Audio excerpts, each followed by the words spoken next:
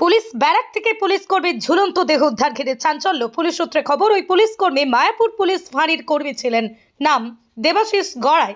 তিনি এএসআই পদে কর্মরত ছিলেন।